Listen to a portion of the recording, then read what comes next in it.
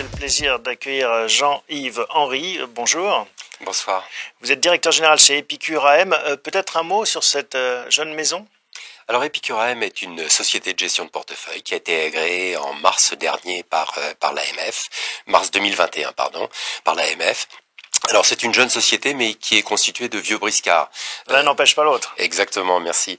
L'un, Patrick Ribouton, qui est parfaitement connu dans le milieu des groupements fonciers viticoles. Et en ce qui me concerne, Jean-Yves Henry, moi je suis connu dans le monde de la forêt pour avoir participé à la création, notamment, des groupements forestiers d'investissement. Donc en fait, Epicure AM, c'est principalement deux expertises, la forêt et la vigne. Absolument. Vous avez décidé de réunir ça sous un même toit pour en faire profiter ceux que ça intéresserait. Alors on va parler justement de ces spécificités liées à la forêt. On parle de groupements forestiers d'investissement, de GFI. Oui. Et alors le vôtre s'appelle Epiforêt 1. Comment ça fonctionne concrètement ? AGFI n'est ni plus ni moins qu'une SCPI qui détient des actifs forestiers. Alors effectivement, il y a quelques modalités de fonctionnement qui sont un peu différentes de celles des SCPI, parce que le sous-jacent n'est pas le même, mais vis-à-vis d'un investisseur, c'est exactement la même chose. Et alors pourquoi irais-je placer une partie de mon épargne en forêt plutôt qu'en immobilier plus classique de SCPI, de bureau ou autre ? Un investisseur a toujours une approche diversification. C'est toujours mauvais de mettre tous ses œufs dans le même panier, pardonnez-moi la banalité. Et la forêt fait partie de ces actifs de diversification. Et c'est un actif qui est intéressant parce que c'est un actif qui a beaucoup d'avenir devant lui. Alors pourquoi c'est intéressant ? Quel est votre pitch vis-à-vis des investisseurs ? Alors, dès lors qu'on investit dans un actif réel, l'important est que l'actif soit drivé par une économie pleine d'avenir. Et c'est le cas de la forêt. L'avenir de la filière forêt-bois aujourd'hui est importante pour notre pays, importante parce que les pouvoirs publics ont parfaitement compris que la forêt et le bois pouvaient avoir un rôle important en matière de lutte contre le réchauffement climatique, parce que la forêt et le bois séquestrent du carbone. Il était temps, on a envie de dire, parce que c'est vrai que la France a toujours été réputée pour ses forêts, peut-être un peu moins pour son exploitation et encore moins pour sa filière bois, puisqu'on exporte en Chine, dans les pays scandinaves, tous ces stères qui nous reviennent sous forme de meubles. Alors, c'est vrai, avec une nuance quand même, c'est que la forêt, en France, est une vieille tradition en matière de gestion, en matière de reboisement. Nos grands anciens, Colbert, Napoléon III, ont reconstruit des territoires entiers et ont replanté des territoires entiers. Et aujourd'hui, les pouvoirs publics mettent de l'argent sur la table, un, pour adapter la forêt au climat de demain, et deux, pour adapter l'industrie de transformation du bois aux usages de ce qui existe aujourd'hui en forêt et aux usages qui sont demandés par les utilisateurs. Alors, est-ce qu'on peut prendre des exemples ? Quels sont ces usages ? Par exemple, on va parler du bois énergie. Le bois est l'un des éléments importants de la biomasse et surtout des énergies renouvelables.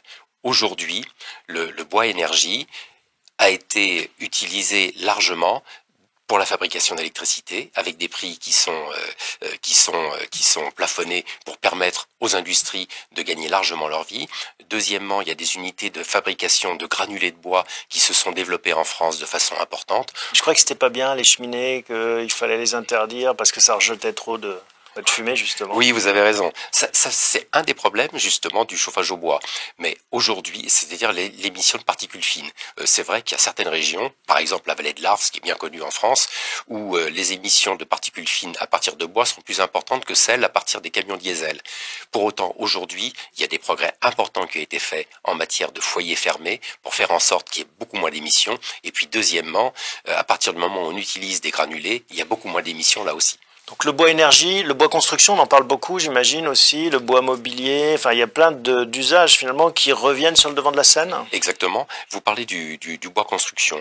Aujourd'hui, il y a des entreprises de lamellé-collé de bois qui sont en train de se développer en France et qui commencent à permettre des constructions grande hauteur. Ouais. Par exemple, le bois va être très présent pour les Jeux Olympiques de 2024 avec le village des athlètes qui sera en bois, le bâtiment pour la natation qui sera en bois, et puis il y a un bâtiment qui sera devant l'école militaire qui sera en bois aussi. Donc le bois qui retrouve ses lettres de noblesse d'un point de vue industriel, on en est heureux.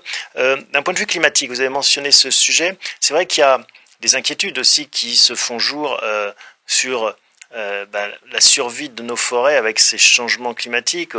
On voit ces incendies qui se propagent du sud au nord. On voit quand on se promène en forêt ce stress hydrique avec ces arbres qui souffrent. Comment est-ce que vous analysez cet enjeu? Alors vous avez parfaitement raison sur les observations. Aujourd'hui, le réchauffement climatique doit être pris en compte par toute personne qui gère des forêts. Premier constat, la recherche forestière, au travers de notre fleuron qui s'appelle l'Institut national de la recherche agronomique et environnementale, sait, depuis une bonne dizaine d'années, parfaitement approprier ce sujet et donne des solutions aux gestionnaires de forêt dont je fais partie. Deuxième élément, les gestionnaires de forêt, comme je viens de les indiquer, ont pris en compte le réchauffement climatique depuis déjà longtemps, avec des questions simples. Est-ce que le peuplement auquel je suis confronté sera capable de survivre au climat de demain? Si oui, je vais le garder et je vais faire en sorte qu'il vive. Sinon, eh bien, je vais le transformer progressivement. Donc ce que vous me dites, c'est qu'il y a un accompagnement de ce changement et qu'on est tout à fait capable d'y faire face et que même vous allez y contribuer, vous, en tant qu'opérateur, quelque part. Alors, d'une part, je vais y contribuer et je vais rajouter aussi une chose, c'est que les pouvoirs publics ont parfaitement pris conscience de cela. Et les pouvoirs publics ont annoncé de mettre environ 100 à 150 millions d'euros par an au profit des propriétaires forestiers pour progressivement renouveler la forêt française et l'adapter au climat de demain. Est-ce que c'est un bon placement, la forêt? Alors pour moi, oui, puisque je suis convaincu, j'ai toujours œuvré dans le domaine de la forêt. Pourquoi, selon vous, c'est un bon placement? C'est un bon placement pour diverses conditions. La première condition, c'est un super placement de diversification. On voit bien que quand on regarde les graphiques d'évolution du prix des forêts, le prix des forêts évolue de façon linéaire depuis plus de 25 ans, à raison de plus 3% par an, en moyenne, avec une faible volatilité. Deuxième élément, le bois que l'on produit, puisque les forestiers sont des producteurs de bois, le prix du bois évolue lui aussi de façon favorable depuis une bonne dizaine d'années, et les emplois du bois sont amenés à se développer dans les années à venir. On peut espérer combien comme retour sur investissement?